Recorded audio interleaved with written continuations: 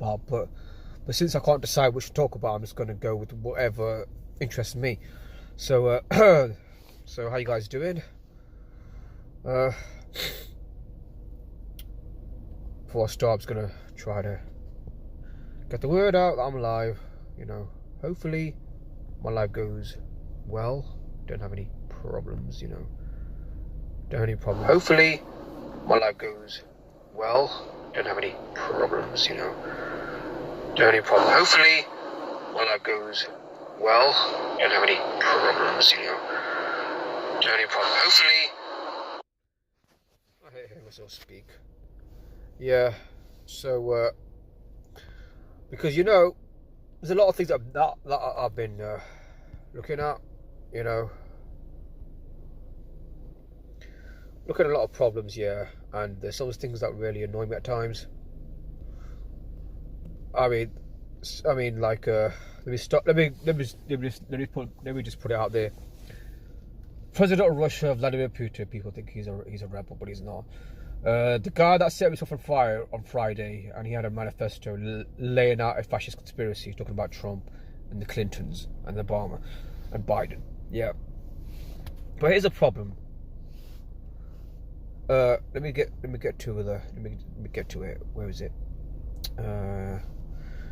This is the man who set himself on fire. His name is Max. What's his name? Max. Did I forget his name? Let me just go. Yeah, his name is Max Azzarello. He is, according to himself, an investigative researcher. And he was a gentle soul whose mother's death sent him into a decline, and he set himself on fire. Now, I've seen people discuss this guy, and there's a few things that I have a problem. Is that people are calling it, and I quote, an extreme form of protest. They're calling it an extreme form of protest, that he had to put himself on fire to make his point. And I'm like, okay, here's a few things that bother me. If you're going to expose the truth, why commit suicide? Because that's what it was. He just committed suicide. He just killed himself. Assuming he killed himself. I'm going to get into the article that I just put on the screen. You know, it's like with Kanye West. The guy's allegedly, I'm saying allegedly because I don't believe what I see on TV half the time. He's bipolar, he's mentally ill. And then he starts talking about all these conspiracy stuff. And put the two together, people are going to look at conspiracy people as mentally ill because they'll use Kanye West as an example of it. Same thing with this guy. This guy's suicidal. Now people are going to look at conspiracy people like us. You guys not listening as suicidal. So, I don't understand. So I'm going to get to Miles Mathers' article. Now this is the guy that set himself on fire. Here, this is a very old picture. He's a very short man, I've got to say. I mean, Clinton is a tall man, but he's not that tall. And this is this is Max Azzarello. This is from Miles Mathers. I follow this guy online. He's Miles Mathers. Just Google him. He's got plenty of stories.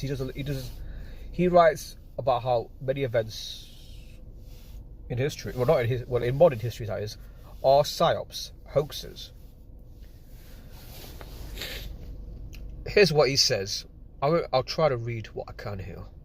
Just another bullcrap story from Langley. That little dude supposedly committed suicide, he spelled it wrong, outside one of the 1,000 Trump trials. They're selling him some sort of lone nutcase. Lone nut. Of course, he's been photographed with Bill Clinton. I mean, who hasn't? So the story's already blown. Did I mention it was captured by CNN? CNN just happened to be there and caught it live in the background. That's not suspicious. Obviously, if you know, much of the media in America is all intelligence run because of the whole Project Mockingbird operation, right? Having intelligence assets among the media. He's an agent and the whole thing was faked, says Miles Mathers. The CIA can fake things like this in their sleep. Hollywood does it all the time. Remember Once Upon a Time in Hollywood? And I watched that film when DiCaprio fried the fake Nazis with a flamethrower. Looks very, very dirty, didn't it? But no one was burned at all. So before I stop there, that's an example. I was hoping I mean, it did say people are watching, but I don't know. It seems weird. It says people are watching, they're not watching. I don't know. Okay, and the guy, his name is Max Azzarello.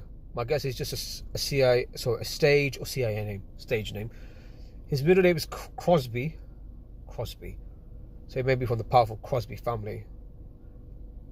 Intellius tells us he's also related to Macbeth, which looks like the usual joke to me. I guess his mother is a Hamlet and his father is King Lear. So he's joking a bit. And why fake this to black? This is the point. This is the point to understand. Blackwash conspiracy theorists and truthers in general by making them look crazy, unstable, violent, and suicidal. He's a classic anti telling a lot of truth than doing something insane to get you off that truth. I told you about the anti first regarding Ezra Pound. If you remember, Ezra Pound is the guy that inspired Eustace Mullins to write that book about the Federal Reserve, because Ezra Pound was outspoken against the bankers, against the small hats as well. He was judged insane and sent to asylum. And it's interesting that Ezra Pound was also a patient of was it Joseph Mengele or some psychiatrist, CIA tied psychiatrist. So they attended. So back then, so it's obvious that guy Ezra Pound.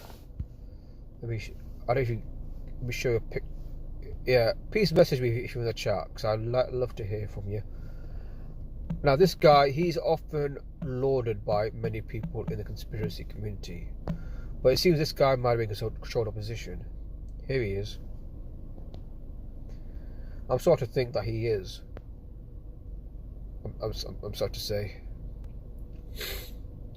Says he was collaborating with fascist Italy. So I'm not sure who this guy really was, but it looks like he was an intelligence agent or some sort. But then get back here. So that's Ezra Pound. Now, because he was in a sane asylum, this could create the idea that if you're pursuing conspiracy and you're locked up, in this case he was locked up. Was he justifiably locked up? I don't know. Maybe the whole thing was just a psyop. Again, it was all about making conspiracy people look crazy. So that's the first example of making people crazy. Because I see a lot of insane stuff. As I mentioned before, Kanye West, mentally ill, bipolar. That's a script on him. The script on this guy, he's suicidal. So there's something going on here. It needs to be looked into.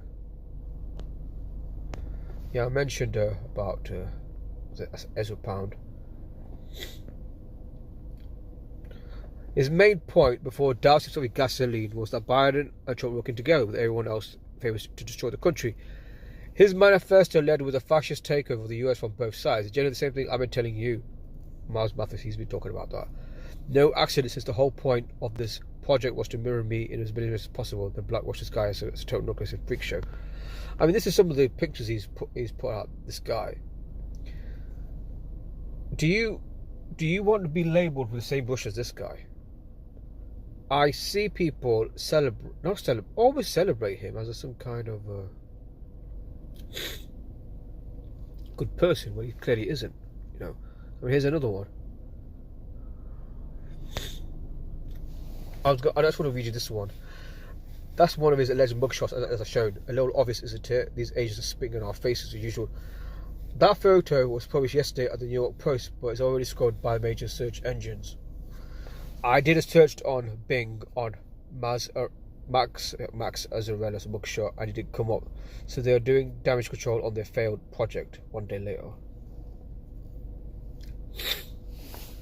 I'm not sure what I mean by failed project, but anyway. That's the best way they can do at Langley, since they prove they can't stand up to me directly. They have no luck with that. No matter how many they send against me, I slap all of them down as amateurs, making them look like lost boys in the process. He's just basically having a pop at the CIA because he thinks. Obviously, generally, not just the CIA, all these intelligence services do carry out psyops of sorts. And then they are presented as real to the public. Like this guy. I mean, this guy even dead at all?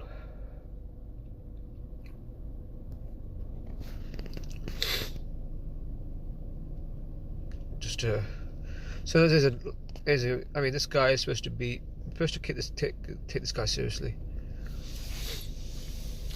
Now here, this is what Miles Mathers says. Yeah, that's completely convincing, guys. Not an obvious agent at all, not just a big joke. And let's see, short, hairy, with the endless long face and nose.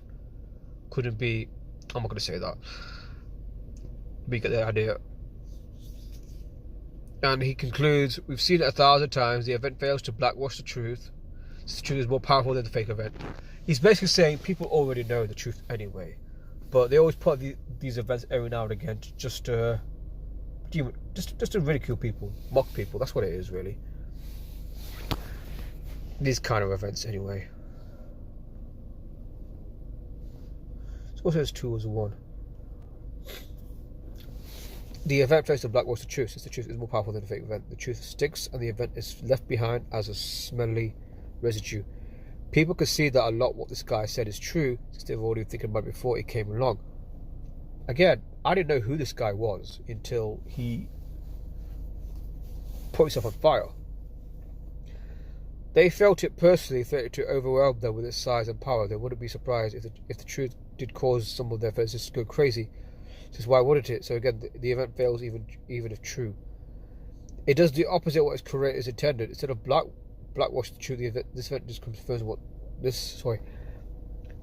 Instead of blackwashing the truth, this event just confirms it once again. It is another total fail, proving how incompetent these agents are. I'm not sure they're incompetent, but it doesn't. I guess they're not bothered if you don't fall for it like a sinker or not. The fact that it's there, the fact that it happened, is a reason to be skeptical.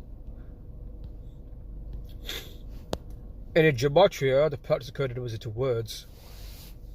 His name in the Francis Bacon cipher, if you type in capital letters. Well, in this case, I just put a capital M and A for his first 2 names. 222. Order our case is 222. His name equals 47, like the word agent is 47, the word go is 47. He's an agent of sorts. 33, Mesu's 33.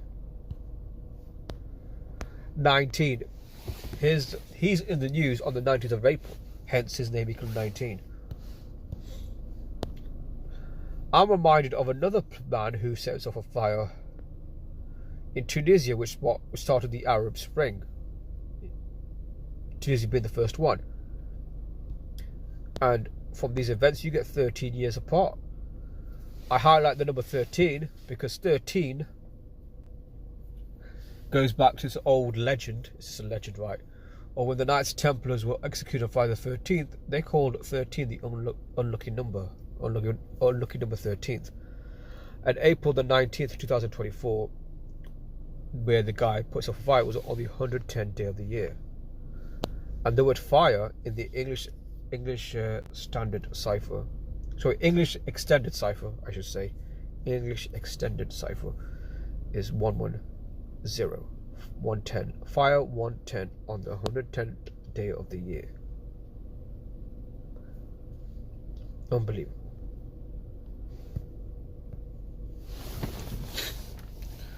Yes. Anyone in the chat? Yeah, I'd like to hear from you. Anyone there? Before I go on for some other topics as well. I don't think I'll be on for too long, but I just want to get some feedback. Anyone in there? Okay. So that's Max Azzarello.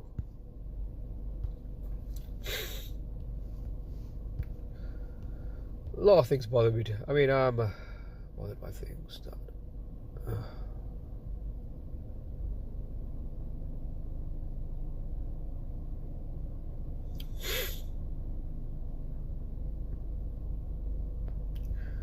Was going to do something, I don't know what exactly it was. There was something else I was going to cover. Yeah, there was this one, but I'm not sure if I should cover it because I don't want to get blackballed or anything. Weird, it says one person watching, 2 people watching, then it says, I don't know. All right. I'm gonna play some videos here while I'm on stream. Okay, just trim my car because it's a bit hot in here, a bit warm.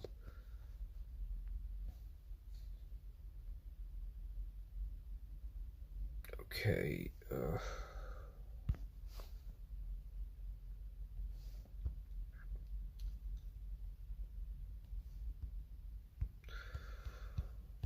Just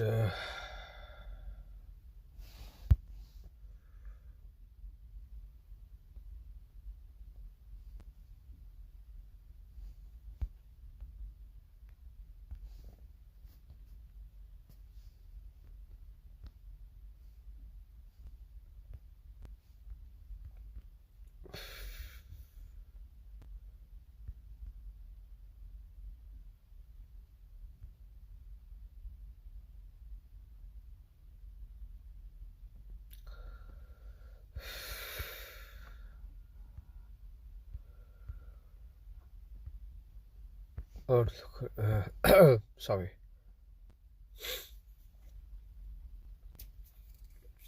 This is interesting. This is from a newspaper in Russian. The secret services of Russia, Israel, and Iran and doing and prepare the ground for the Eurasian project employing Russian secret services. So this is the idea that the new world order is going to be Eurasia, where power is going to shift away from the West, and they're no longer going to be the dominant force in the world anymore. It's going to be all about Eurasia, not the West. I mean, this guy, KGB defector, says that the Russians, the Soviets rather, direct all friendly Muslim states' intelligence services. Golitsyn said, under Russian guidance, Muslims of the Soviet Union will ally with Muslims in the Iran Arab states. So I always say these countries are in it together, despite what people might think. Come to think of it, now that we're on the subject of Russia, I am becoming very baffled as to why people seem to think Putin is some kind of savior type figure when he's not. I don't know what it is. I don't know if it's because they're misinformed or what it is. I can't explain it. I just don't know what is the matter with these people. Don't they look at stuff, or do they just like I just can't put a finger on it, really. The only thing I can say is that they don't ever. It's like the same thing with Trump. When they see the Putins and the Trumps are wrong, speaking anti-establishment like, they think they're genuine. They're not. They're great, but they're not. This is what they don't realize. But they still seem to be uninformed about who these people are, really. So it's baffling. It really is baffling.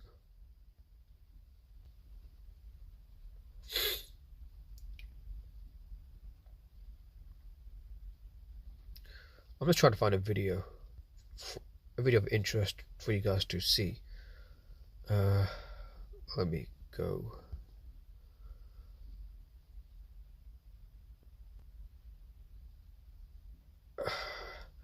I don't want to do like a play-along video. Propaganda. In modern Russia. As one journalist put it. I know a lot of people have played this video, but I'm going to play it. The purpose of this video, the purpose of this educational video is to highlight that things are not what they seem in Russia for anyone that's into conspiracies, right? Because these guys are just as evil and bad and diabolical in the way they do propaganda. Some might say that they are the kings of propaganda. But in Russia, there was a group of men who had seen how this very lack of belief in politics and dark uncertainty about the future could work to their advantage. What had done was turn politics into a strange theatre, where nobody knew what was true or what was fake any longer. They were called political technologists, and they were the key figures behind President Putin. They had kept him in power, unchallenged, for 15 years. Some of them had been dissidents back in the 1970s, and had been powerfully influenced by the science fiction writings of the Strugatsky brothers. 20 years later, when Russia fell apart after the end of communism, they rose up and took control of the media. And they used it to manipulate the electorate on a vast scale. For them, reality was just something that could be manipulated and shaped into anything you wanted it to be.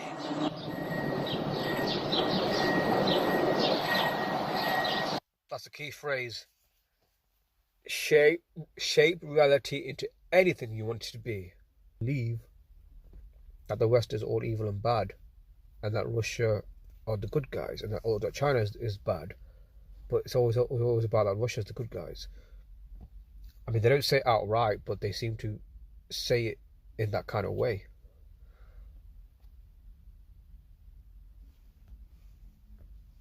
Okay, I'll just carry on.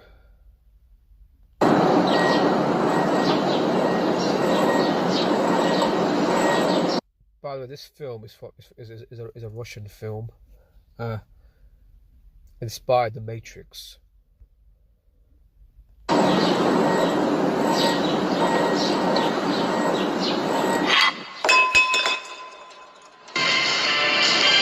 then a technologist emerged who went much further, and his ideas would become central to Putin's grip on power. He was called Vladislav Surkov. Surkov came originally. Yeah, the one thing that he doesn't highlight is that this guy has a background in Russian military intelligence. So he's not just from the theatre world. So he leaves out that detail. I mean, sometimes the BBC, particularly Adam Curtis, sometimes he leaves out things that should be in the documentary. His documentaries are very good generally, but he sometimes leaves out information that should be looked at as well. From the theatre world, and those who have studied his career say that what he did was take avant-garde ideas from the theatre and bring them into the heart of politics. Surkov's aim was not just to manipulate people, but to go deeper and play with and undermine their very perception of the world, so they are never sure what is really happening.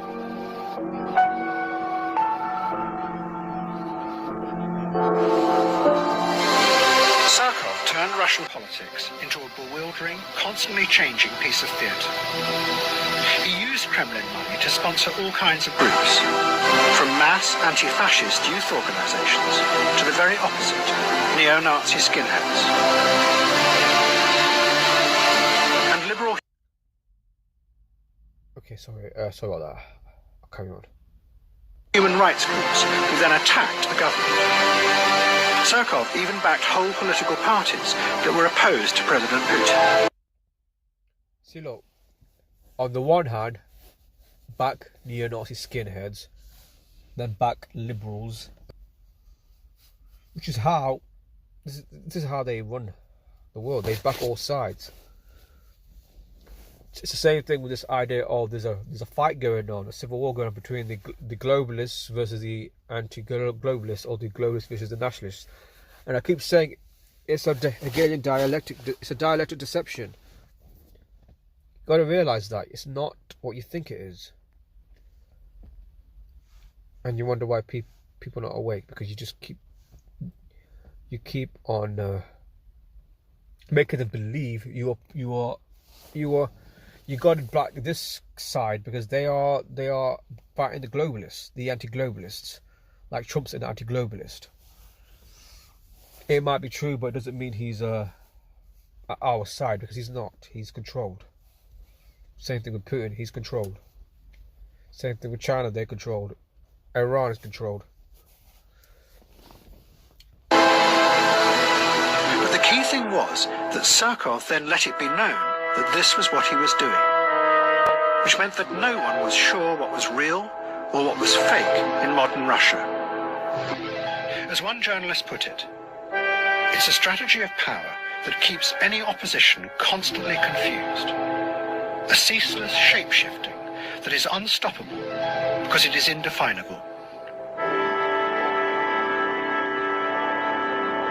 Meanwhile, real power was elsewhere, hidden away behind the stage, exercised without anyone seeing it.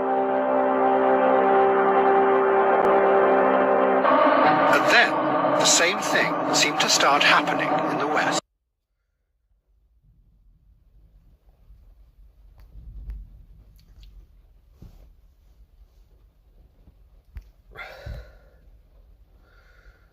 Now, this segment is going to be about Trump, so I'll just play a bit of it. By now, it was becoming ever more clear that the system had deep flaws. Every month, there were new revelations of most of the bank's involvement in global corruption, of massive tax avoidance by all the major corporations, of the secret surveillance of everyone's emails by the National Security Agency. Yet no one was prosecuted, except for a few people at the lowest levels. And behind it all, the massive inequality kept on growing. Yet the structure of power remained the same. Nothing ever changed, because nothing could be allowed to destabilize the system. But then, the shape-shifting began. Thank you very much. So nice. So amazing. So amazing. What? That's okay. I love you more, okay?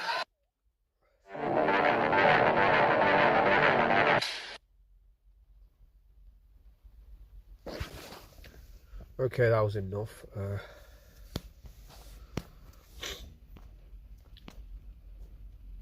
I got some clips I want to play.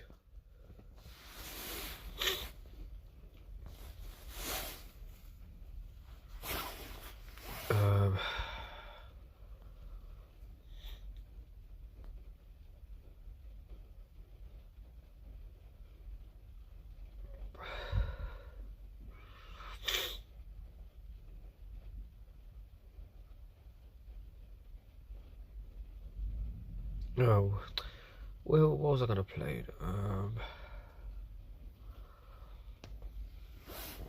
I have much exactly information. Okay.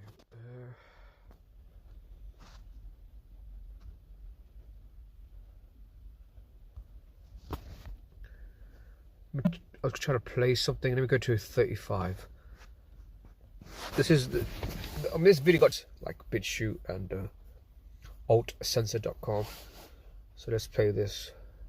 Didn't have terrible drug problems in '89. They had here and there. They had some problems with heroin from Afghanistan, but the major problem, social problem in Russia, was alcohol.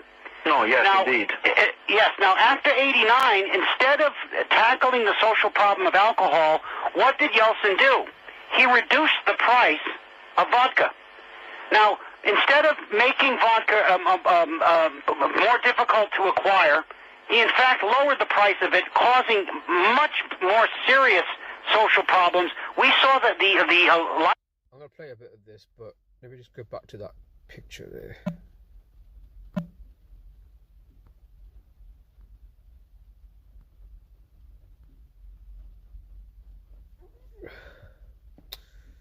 Try to find it. I was on a app earlier, Clubhouse, and talking to a guy. He's a rapper. His name's Gunsmith. We're talking about stuff. We're talking about all kinds of stuff. Yeah, all issues. Talking about how these countries are in together, this and that. They don't oppose each other. They're on part of the same club. Blah blah blah blah. But he's like, oh, you know, look, oh, Putin. He doesn't want to go along with what's going on. He doesn't want to go along with the agenda or something like that. He said, or Russia, Israel, but you don't see. But when I try to point to a historical context, he's like, "Oh, that's back then." But here's a problem with that comment: back then. Back then does not mean that it changes over time, because it doesn't change. Because Russia and Israel have always been like this. They've been tight from the since Israel's existence. And look, this picture here confirms what I keep saying to people. If you think Russia's not Zionist, then what do you call this then? These people are from Chabad Lubavitch, the small hats, you know. So how can you guys, you know, say Russia's against Israel when he clearly isn't? His advisor is Rabbi Bar Lazar. I'll pay you some of this anyway. Or the cocaine is, and now it is incredibly popular in youth culture. Yeah, like the So West. alcohol and drugs, they're just basically destroying the Russian Just talking about alcohol and drugs in Russia. population. Well, and then you have to understand that the money coming from heroin sales is going into the hands of these same Zionist criminals, because they run the Afghanistan heroin trade, and they also get the cocaine out of South America. So they're feeding off the sickness of the Russian population in the same way as they are from the inner cities in the United States, where drugs are readily available and people are falling victim to that in the United States. The point being is that what we basically are is a harvest for these people. They're harvesting human sickness. Yeah, that is a very young Vladimir Putin with Mikhail Gorbachev. I think Putin might have been head of the KGB at the time, because he did serve as the head of KGB in the late 80s, while the Soviet Union was collapsing, allegedly. And profiting from it, Islanda. This is something that I can't imagine. You know, Gotta mention, this is an interview between Dowell Bradford Smith. He used to have a show called The French Connection. I think it got taken down in France, got censored. So I'm not able to find what he does now. Hope he's okay. And he's interviewing a Russian. I think he's a Russian. Also, I can't remember where he's from, what country. And he is a Muslim. His name is Iskander Hashim. He's talking about Russia. Orthodox Church in Russia is not complaining about the Jewish influence. So it Oh, seems no, to not me, at all. That's another bizarre thing, because before revolution in 1917, the Russian Orthodox Church telling that there was a prediction by the Russian saints, that's what's happened, that the Jews will gain power in Russia, and they will destroy basically everything. They receive this information from in the visions, basically, in spiritual visions, and that's exactly what's happened, basically. What I told you earlier, that the presidents and Russian other government members, they're positioning themselves as they're Christians, basically. On the other hand, they openly participated in the Jewish ritual practices.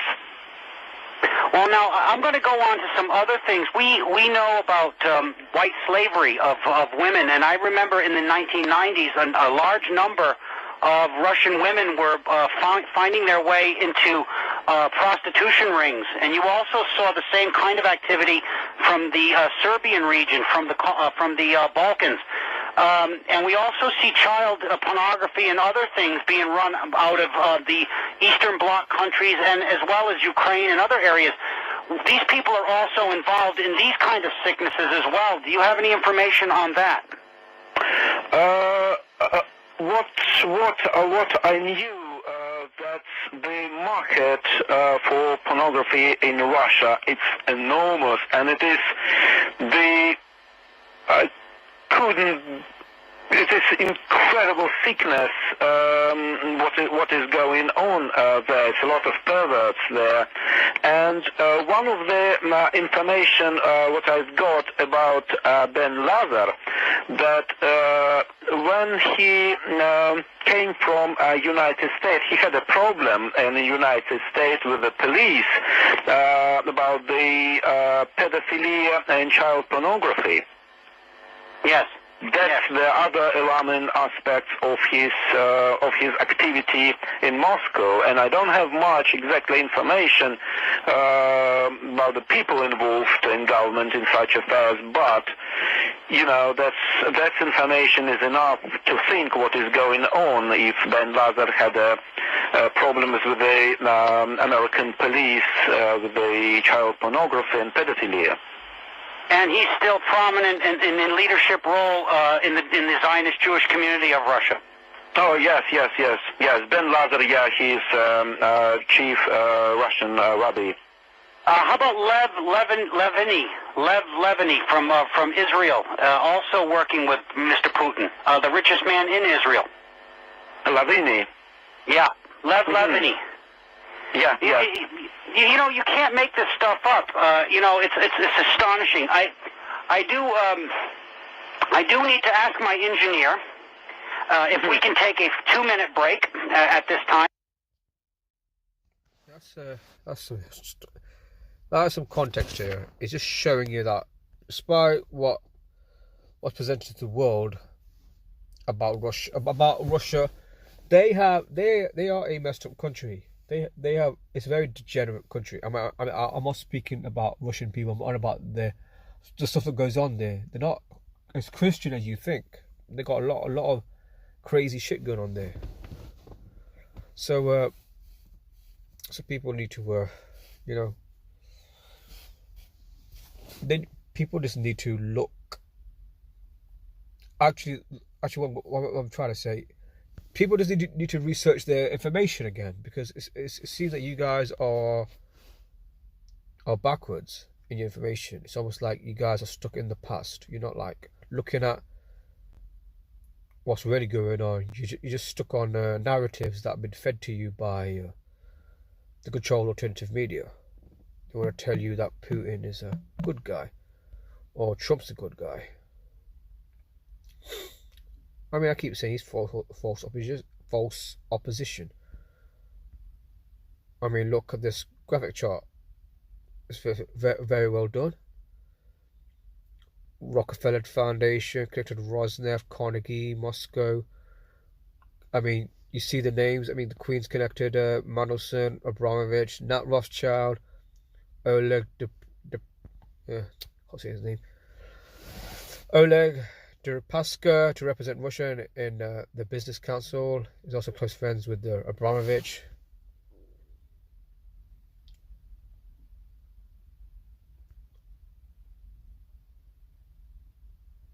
The Putin government and Anatoly Jabes are joint owners of Rosnano. What's Rosnano?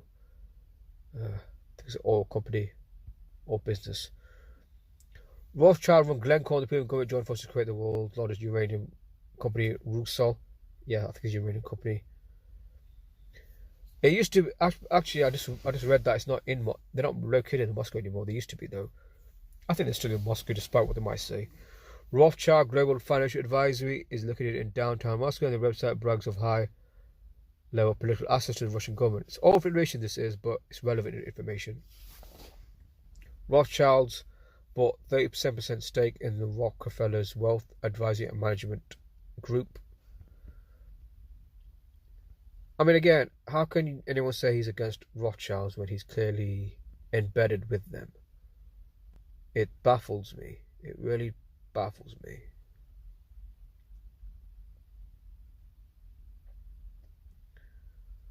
I just don't get why people are so naive. By the way, Carnegie, which is one of those foundations like the Rockefeller Foundation, the Ford Foundation, and Norman Dodd, he spoke about plotting to merge the US with Russia. Well, guess what? Carnegie has an office. You probably don't. Maybe you know this or you don't know this. They have an office in Moscow. A US foundation has an office in Moscow. So what you see on the world stage is theatre, people. What you see is theatre. I think I'm going to end the stream now. Whoever was watching, thanks for joining me. Hope this was educational to you. I'll see you guys soon.